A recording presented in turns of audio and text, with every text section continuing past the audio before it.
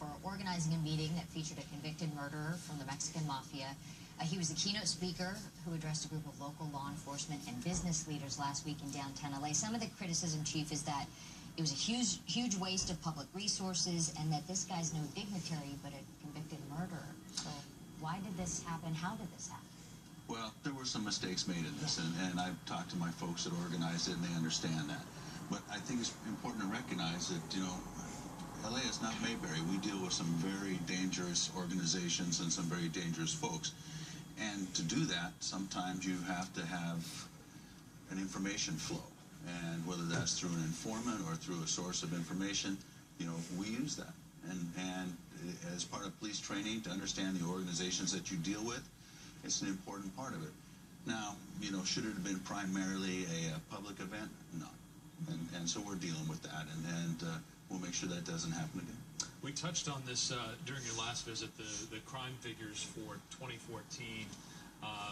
We'll show some of those right now. Overall, violent crime went up 14% last year in Los Angeles. Here are the four areas in which the major crimes went up. We talked about this a little bit the last time you visited. We didn't have the actual numbers. Now we do. What are you doing about this? How concerned are you about it? Well, I'm concerned anytime we see an increase in crime. And we had a decrease in crime, violent crime, for 12 years straight.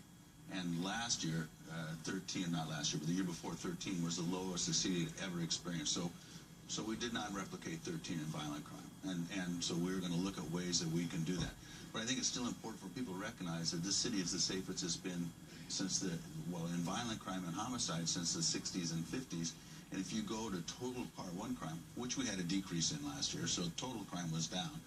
But if you go to Part 1 crime and you do it per capita, we're safer than before I was born. Mm-hmm. So, does it concern me? Of course it does. But should people be concerned that their city is no longer safe? That's just not true. We had 260 homicides last year versus 250 the year before. The year before, when we hit 250, that was the first time we'd ever been below 300 significantly. So it was a huge drop, and we didn't quite replicate it. Okay. Chief, we appreciate you being here this